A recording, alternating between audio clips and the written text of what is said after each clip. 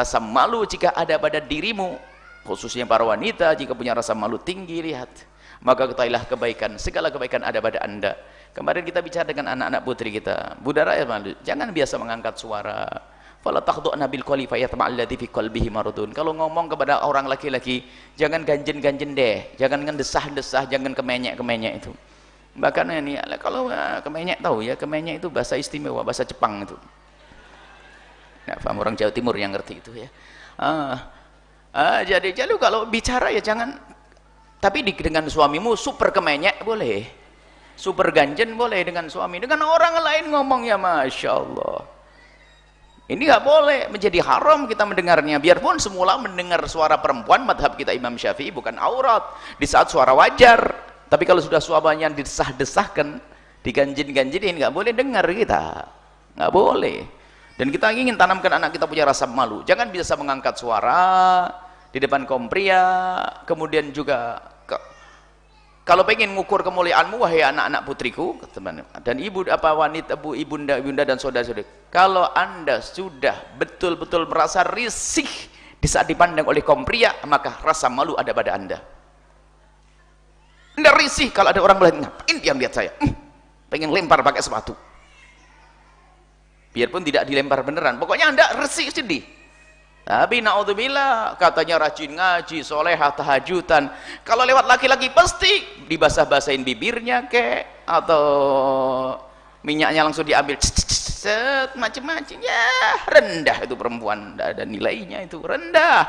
Perempuan harus punya wibawa, malu, punya rasa malu. Dilihat lagu laki-laki, ngapain dia merhatikan saja.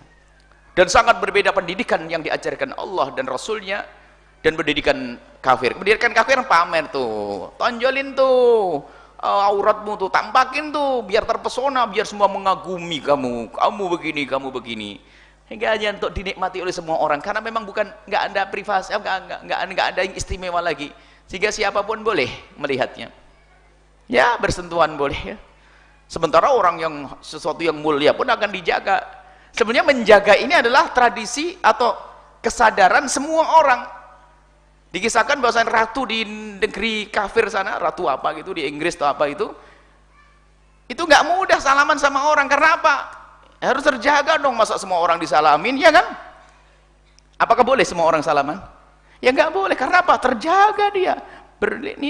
Ratu ini, ratu. Kalau wanita muslimah lebih dari ratu. Jangankan kok bersentuhan, lihat saja jangan. Kullil mu'minina yaghuddu min absarihim, lebih mulia ada daripada seorang ratu. Tapi keinginan untuk menjaga ini selalu ada dalam fitrahnya manusia beriman, kecuali memang runtuh imannya, apalagi runtuh imannya sudah tidak pernah menjaga dirinya, nggak punya rasa malu lagi. Jadi kalangan ratu-ratu kafir pun dijaga, nggak boleh dilihat siapapun, ini hanya khusus, dijaga. Bagaimana kita sebagai orang yang kenal Nabi Muhammad, seorang muslimah, kenapa harus dipamerkan tonjolan tubuhnya, lekuk-lekuk tubuhnya, kecantikannya? Kecantikanmu hanya untuk suamimu, kecantikanmu yang bukan untuk diobral di pinggir jalan. Maka budaya rasa malu. Sampai saya guyonan seorang wanita ini, kalau tiba-tiba ada laki-laki yang iseng di jalan itu, nyapa-nyapa di jalan itu, ambil sepatumu. Buya kok ngajari begitu? Enggak, biar kamu semakin wibawa, nanti laki-laki jadi mulia semuanya. Wanita mulia istimewa, tidak boleh diganggu, tidak boleh dihindarkan, tidak boleh direndahkan. Karena permasalahan adalah musuh-musuh Allah ini yang harus difahami oleh para ulama, para kaum muslimin. Musuh-musuh Allah kalau menghancurkan kaum muslimin dengan senjata, mereka tidak akan mampu. Dari masa ke masa mereka harus hengkang di saat bercokol di bumi pertiwi selama 350 tahun dengan segala kekuatan, dan kekayaan kita pun diambil. Artinya kita seolah-olah tidak punya kekuatan, tapi kekuatan iman. Mereka menjadi hengkang meninggalkan negeri kita. Akan tapi mereka sekarang sudah berpikir, dan itu ditulis oleh para ulama-ulama besar, termasuk diingat oleh Dr. Muhammad Said Ramadan Al-Buti dan lainnya. Mereka tidak mampu dengan senjata, maka cara yang paling jitu adalah merusak wanita kita, dijadikan wanita kita seperti mereka, tidak punya rasa malu, maka mereka akan hancur sendiri di dalamnya. Naudzubillah. Ini wanita kita tolong dijaga. Anda punya anak putri, tanggung jawab di hadapan Allah. Anda punya istri, tanggung jawab di hadapan Allah. Musuh-musuh Allah akan menghancurkan umat Islam adalah dengan wanitanya. Sehingga wanitanya mengikuti gaya hidup mereka, pamer kecantikan, sampai wanitanya adalah wanita rendah yang nilainya hanya materi saja. Tapi dalam Islam nilainya bukan materi, nilainya adalah kemuliaan, pengagungan yang sesungguhnya di hadapan Allah Subhanahu wa taala, bukan dinilai dengan uang. Kalau negeri kafir, seorang wanita ada nilainya jika dia punya kecantikan atau punya duit. Sudah nggak cantik, nggak punya duit, sampah. Tapi dalam Islam tidak, tetap dimuliakan. Kalau dia seorang ibu, anaknya harus menghormati dan berbakti kepadanya.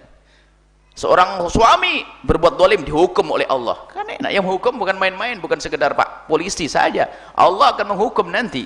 Kalau begitu pentingnya menghormati seorang wanita dan menghargai seorang wanita. Maka rugi dan rugi dan rugi, hai anda wanita muslimah, anda mengikuti cara hidupnya orang kafir.